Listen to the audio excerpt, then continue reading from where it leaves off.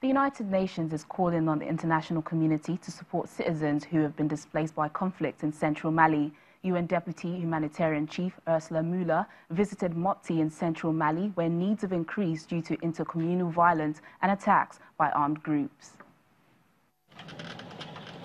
Ursula Mueller visited Mpoti in the central part of the country, where she met local officials as well as internally displaced people, hearing about their desperate need for food, water and shelter.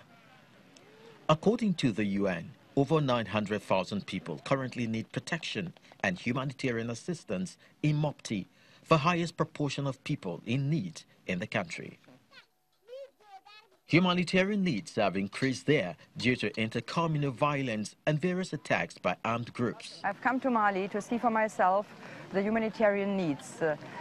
The humanitarian needs have increased in the last year, and now 5.2 million people in Mali are in need of humanitarian assistance and protection.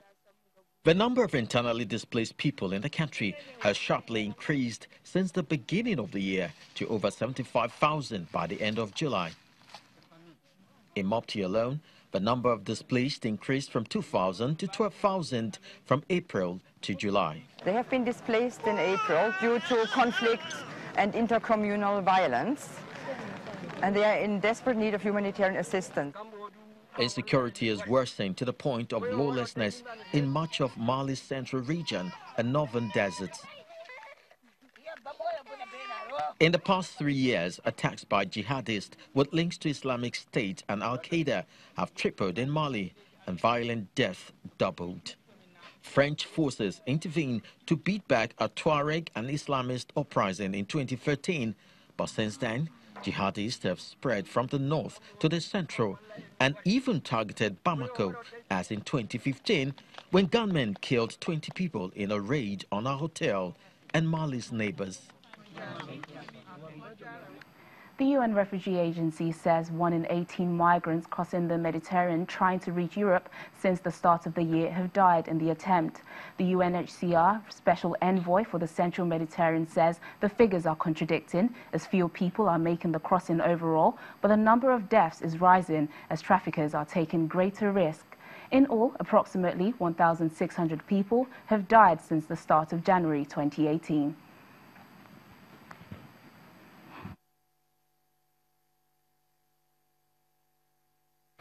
The number of deaths at sea has increased. It's about 1,600 since the beginning of the year, which is paradoxical because we have less people crossing, more people dying. It's a bit the mathematics here, but it's also traffickers are taking more risk. There are more interception by the Libyan Coast Guards, and we estimate that in 2017, 1 person out of 48 trying to cross the central Mediterranean died in the Mediterranean Sea, and this year that proportion has dramatically changed to 1 for every 18 person crossing.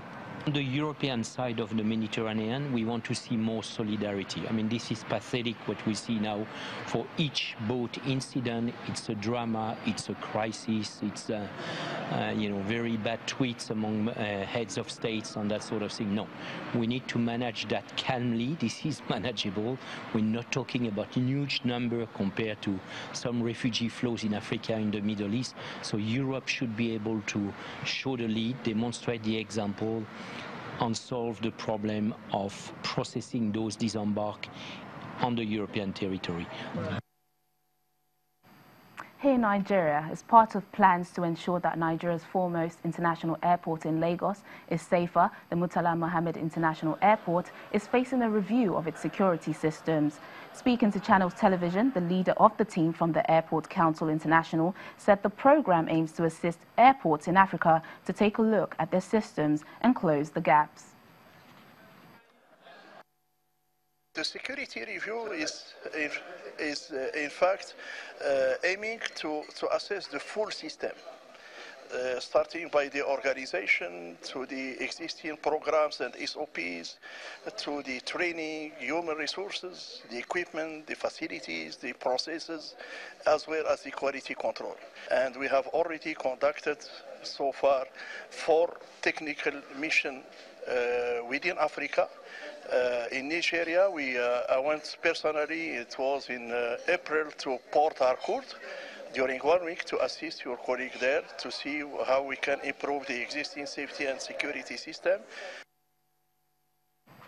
More than 6,000 workers from the mainly white union Solidarity have begun a 3-week strike in South Africa over their exclusion from a company share scheme by petrochemicals company Sasol. The company, which recently introduced a new 10-year share scheme, COCHETEL Phase 2, excludes white workers and foreign nationals.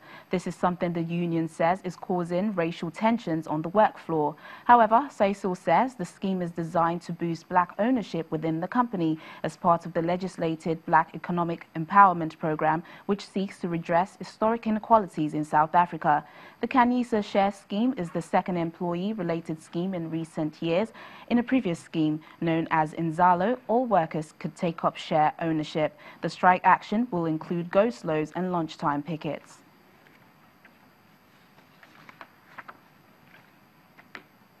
Still to come on the program.